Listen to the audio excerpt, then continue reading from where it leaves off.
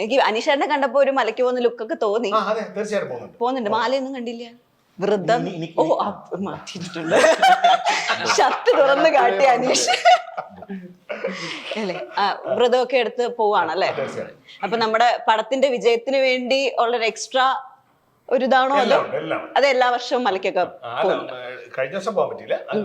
ഇല്ല, കഴിഞ്ഞ വർഷം പോയി. ഷൂട്ടുമായി ബന്ധപ്പെട്ട് 3 പ്രാവശ്യത്തോളം പോയിട്ടുണ്ട്. ശരിക്കും. അപ്പൊ നിങ്ങൾ എല്ലാരും കുറച്ച് നാള് അയ്യപ്പന്റെ അടുത്ത് തന്നെ ആയിരുന്നു. അയ്യപ്പന്റെ സ്വന്തം ആൾക്കാരായിട്ട് അവിടെ ഉണ്ടായിരുന്നു എന്ന് പറയാം. ഓക്കെ, റിയാസിക്ക, നമുക്ക് അവിടുന്ന് ഇങ്ങനെ തുടങ്ങാം. ബാവർ എന്ന് പറഞ്ഞ് ആ ട്രെയിലറിൽ കണ്ടതുകൊണ്ട് അവിടുന്ന് തുടങ്ങാം. ബാവരെ മറക്കരുതല്ലോ. എങ്ങനെ ഉണ്ടായിരുന്നു നമ്മുടെ ശ്രീ അയ്യപ്പൻ ശരിക്കും ഈ ഒരു വർഷത്തെ ഷൂട്ടിങ്ങും കാര്യങ്ങളും എല്ലാമായിട്ട്? അതായത് നമ്മുടെ ജീവിതത്തിൽ പല സ്ഥലത്ത് പോവും, കുറേ സിനിമകൾ വർക്ക് ചെയ്യും, അതിൽ കുറേ നമ്മളെ മനസ്സിൽ കൊണ്ടു നടക്കും. അങ്ങനെ മനസ്സിൽ വെക്കുന്നതാണ് ഈ അയ്യപ്പൻ, ഈ ശ്രീ അയ്യപ്പൻ.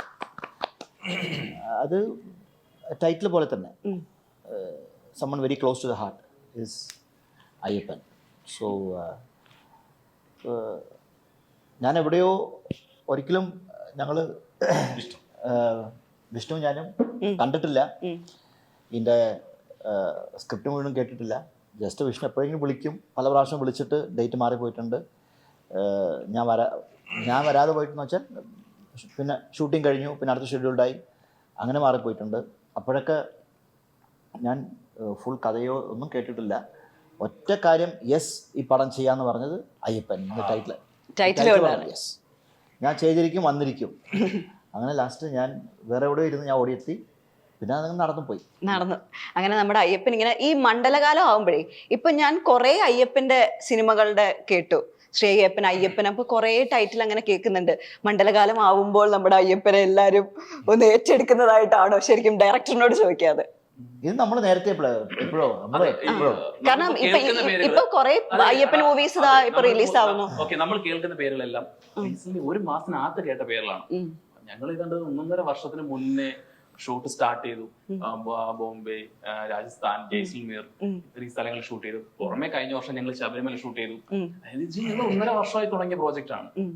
പക്ഷെ ഞങ്ങളതൊരു ഇതിന്റെ ടൈറ്റിൽ ലോഞ്ചോ പരിപാടികളോ ഒന്നും വെച്ചിട്ടില്ലായിരുന്നു.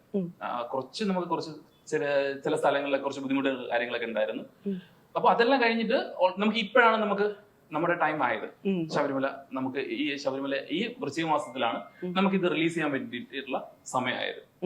പക്ഷെ എന്തുകൊണ്ടോ നമ്മൾ ഈ പറഞ്ഞ സമയത്ത് തന്നെ ഇപ്പൊ കുറെ പേരുകൾ വരുന്നുണ്ട്. അതെ, കുറെ ടൈറ്റിൽ നമ്മൾ സെയിം കാണുമ്പോ അത് ടെൻഷൻ ഉണ്ടാവും. സാധാരണ ഈ ഇലക്ഷൻ സമയത്ത് ഈ അപരന്മാരൊക്കെ ഉണ്ടാവുമല്ലോ ഒരേ പേരില്. അപ്പൊ അങ്ങനെ പ്രത്യേകിച്ച് ടെൻഷൻ ഒന്നുമില്ല. കാരണം നമുക്കറിയാം, ഈ കലോത്സവം നടക്കുന്ന സമയത്ത് ശാസ്ത്രീയമായി പഠിച്ച കുട്ടികളും പങ്കെടുക്കാറുണ്ട്. പെട്ടെന്ന് വന്ന് മത്സരത്തിൽ പങ്കെടുത്ത് കലാതിലകാകാനോ അല്ലെങ്കിൽ ഒരു ശ്രമം നടത്തുന്നവരും ഉണ്ടാവും. ഞങ്ങളെ സംബന്ധിച്ച് ഞങ്ങൾ നോക്കുമ്പോൾ വർഷങ്ങളായി ഒരുപാട് വിഷ്ണുവിന്റെ മനസ്സിൽ വന്നൊരു കഥയാണിത്. അപ്പൊ കുറെ നാളായിട്ട് ചിന്തിച്ചിട്ട് കഴിഞ്ഞ 1.5 വർഷമായിട്ട് നമ്മൾ ഇതിന്റെ പിറകെയായിരുന്നു. അതിപ്പോ ഈ പറഞ്ഞ പോലെ നമ്മളോടൊപ്പം നമ്മൾ ആരാധിക്കുന്ന സ്നേഹിക്കുന്ന ഒരു പറ്റ ആൾക്കാരെ ചേർത്ത് വെച്ചുകൊണ്ട് ഒരു സിനിമ ഉണ്ടാക്കാൻ പറ്റിയതിന്റെ ഒരു സംതൃപ്തിയിലാണ് ഞങ്ങൾ. അത് ഈ മണ്ഡലകാലത്ത് നിങ്ങൾ പ്രിയപ്പെട്ട പ്രേക്ഷകർക്കായിട്ട് സമർപ്പിക്കുന്നു. ഓക്കെ, സുധീരേട്ടാ, ഇതുവരെ കാണാത്തൊരു ഗെറ്റപ്പ് കണ്ട പോലെ എനിക്ക് തോന്നി. ട്രെയിലർ കണ്ടപ്പോ ഒരു ഫാമിലി മാൻ ആണോ ഇതില്? അതെ,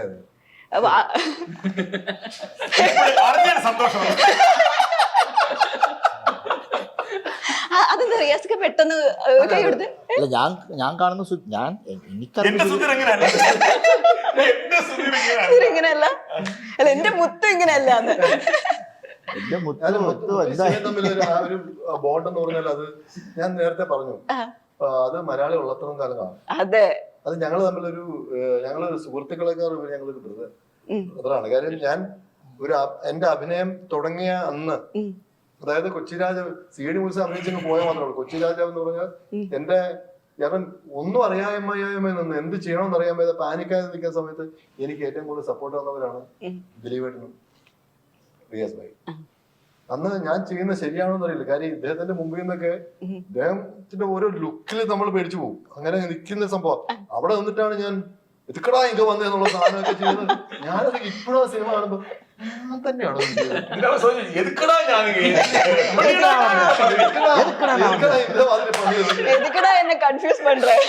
അല്ല, അത് ഞാൻ അദ്ദേഹമായിട്ടുള്ളൊരു ബോണ്ട്, ആ ഒരു ബോണ്ട് അത് ഇന്നും ഒരു സഹോദര ബന്ധമായിട്ട് നിലനിന്ന് ബോണ്ട്. കാരണം അദ്ദേഹത്തിന്റെ കൂടെ ഞാൻ അഭിനയിക്കുന്ന സിനിമകളെല്ലാം ഹിറ്റായി വരണമെന്നത് ഭയങ്കര ആഗ്രഹമുണ്ട്. കാര്യം അത് ഈ പറഞ്ഞ പോലെ തന്നെ അനീഷ് എന്ന് പറയുന്നത് ഞാൻ എന്റെ തുടക്കകാലത്ത് ഈ പറഞ്ഞ പോലെ തന്നെ നിന്നിട്ട് സീരിയലാണ് നമ്മുടെയൊക്കെ തുടക്കം. ദുർഗ ഉണ്ടായിരുന്നു അന്ന്. എനിക്ക് തോന്നുന്നത് വന്ന് രണ്ടാമത്തെ നമ്മളെ കുറിച്ചുള്ള സീൻ അല്ലേ? അതെ. അപ്പൊ എന്റെ അഭിനയത്തിന്റെ തുടക്കത്തിൽ ഉണ്ടായിരുന്ന എന്ന് വെച്ചാൽ ഇവർക്ക് പാക്കരാശിന്റെ പ്രായമൊന്നുമില്ല കേട്ടോ. അത് വിട്ടുപോയത് അത് പറയണ്ടായിരുന്നു. അപ്പൊ അവര് ചെറിയ കുട്ടികളാണ്. അപ്പൊ അവരുടെ അഭിനയിക്കാൻ പറ്റുമെന്ന് പറഞ്ഞാൽ എന്റെ ജീവിതത്തിൽ കിട്ടുന്ന സൗഭാഗ്യമാണ്. പിന്നെ ഈ മുത്ത് കാര്യം വേറൊന്നുമല്ല, ഈ സിനിമയുടെ തുടക്കത്തിൽ തന്നെ ഞാൻ വേണമെന്ന് ഏറ്റവും കൂടുതൽ വാശി പിടിച്ചത് വിഷ്ണുവാണ്. കാരണം പുള്ളിക്ക് ഒരു ക്യാരക്ടർ കൊടുക്കണം. കാരണം ചിലർ എന്നെ ഇഷ്ടപ്പെടുന്ന മലയാള സിനിമ അങ്ങനെ ചിലരുണ്ട്. അത് ചിലരുന്ന് എല്ലാവർക്കും ഇഷ്ടമായിരിക്കും. എനിക്കറിയില്ല ആർക്കും ഇഷ്ടമായി. സുധീറിന്റെ പേര് ആദ്യം പറഞ്ഞത് ഞാനായിരുന്നു, നമ്പർ കൊടുത്തത് ഞാനായിരുന്നു ആദ്യം. അല്ല ഞാൻ പറയാം, ആ സമയത്ത് അത് മാറി വന്നു. അല്ല ഞാൻ അതിലേക്ക് കടക്കാൻ ഒരു അവസരം തരും പ്ലീസ്. അല്ല ഞാൻ ദുർബല ഹൃദയനാണ്. എവിടെ ഇതാണോ ദുർബലൻ? ചങ്ങലുണ്ടല്ലോ പൊട്ടിട്ടിരിക്കണോ? അപ്പൊ അനീഷ് പറഞ്ഞെന്നുള്ളത് പിന്നീട് സത്യം പറഞ്ഞാൽ അനീഷ് ഇതാണ് അത് ചെയ്യണം. ഒരു ക്യാരക്ടർ വേറൊരു ക്യാരക്ടർ പറഞ്ഞു. ആ എനിക്ക് തോന്നുന്നത് ഏതൊരു പിന്നെ അതങ്ങ് മാറിപ്പോയി. അത് മാറിപ്പോയി. പിന്നെ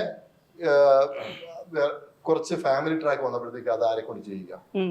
അപ്പൊ വിഷ്ണുവിനെയാണ് വാശി പിടിച്ചത്. ആ വേഷം പുള്ളി കൊണ്ട് ചെയ്യുക. എന്നെ ഒന്നാമത് വെടി പുക അടി വിടി അങ്ങനെയല്ല, നമ്മളൊരു ഫാമിലി മാൻ ആയിട്ട് കണ്ടിട്ടില്ല അങ്ങനെ. പക്ഷെ അങ്ങനെ ഒരു ക്യാരക്ടർ തന്ന വിഷ്ണുവിന്, കാരണം ഇങ്ങനെ ഒരു ഭക്തി സാന്ദ്രമായ ഒരു പടത്തിൽ ഒരു എന്റെ കഥാപാത്രത്തിൽ ഒരു നിരീശ്വരവാദിയാണ് ഞാൻ ആ പടത്തിൽ. പക്ഷെ അത് ദൈവത്തിന് അത് സിനിമ കാണുമ്പോൾ മനസ്സിലാവും. അതിൽ നിന്ന് ആ ട്രാക്ക് മാറി ആ വരുന്നതും. പിന്നെ വേറെ കാര്യമുണ്ട്, ഈ സിനിമ അനീഷ് മുഴുവൻ കണ്ടു. കണ്ടു പറഞ്ഞു എന്നെ വന്ന് ആദ്യം തന്നെ കയ്യിൽ നിന്ന് പറഞ്ഞു ഇതുപോലൊരു ക്യാരക്ടർ ഞാൻ ആദ്യമായിട്ടാണ് കാണുന്നത്. ഒരുപാട് ക്യാരക്ടർ ചെയ്തിട്ടുണ്ട്, പക്ഷെ മലയാളത്തിൽ ഭയങ്കര വ്യത്യസ്തമായ ഇതുപോലെ ഇപ്പം സുധീറേട്ടൻ ചെയ്തതിൽ ഒരു ഡിഫറെന്റ് ക്യാരക്ടർ തന്നെ ആയിരിക്കും. ഉറപ്പാട് നല്ല വേരിയേഷൻ. അത് ഞാൻ എന്റെ കുട്ടിക്കാലത്തൊക്കെ നമ്മൾ ടിവിയിൽ കണ്ടിട്ടുള്ളത്. നിങ്ങൾ ഈ കുട്ടിക്കാലം വിട്ടുള്ള കളിയില്ലേ? നിങ്ങളിങ്ങനെ കുട്ടിക്കാലം പറയുമ്പോഴേ പലർക്കും പ്രായം കൂടുന്നുണ്ട്, മനസ്സിലായോ? ഞാൻ പറഞ്ഞത് കറക്റ്റ് അല്ലേ? അല്ലെ നമ്മൾ എങ്ങനെയാ കണ്ടിട്ടുള്ളത്? കുട്ടിക്കാലത്താ കണ്ടിട്ടുള്ളത്. കുട്ടിക്കാലത്താ കണ്ടിട്ടുള്ളത്. കുട്ടിക്കാലത്തെ പക്ഷെ അവർക്ക് വിഷമാവുന്ന വിഷമം ഈ കുട്ടിക്കാലത്ത് കളി പറഞ്ഞാല് നാളെ ഈ പറഞ്ഞ പോലെ തന്നെ കൊച്ചി രാജാവ് ഒരു സെക്കൻഡ് പാർട്ട് വരികയാണെന്നുണ്ടെങ്കിൽ ഞങ്ങള് റെഡിയായി വന്നു കഴിഞ്ഞാൽ നമ്മൾ അതുപോലെ. അല്ല സുധീരേട്ട വേറൊരു കാര്യമുണ്ട്. ഇപ്പൊ ഈ പറയുന്ന 3 ആൾക്കാർക്കും വലിയ മാറ്റമൊന്നും എനിക്ക് തോന്നിയിട്ടൊന്നുമില്ല.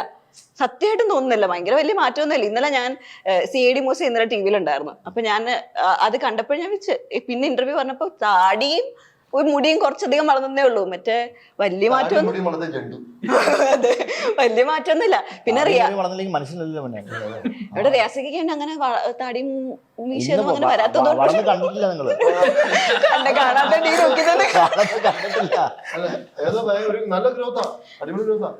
കണ്ടിട്ടില്ല.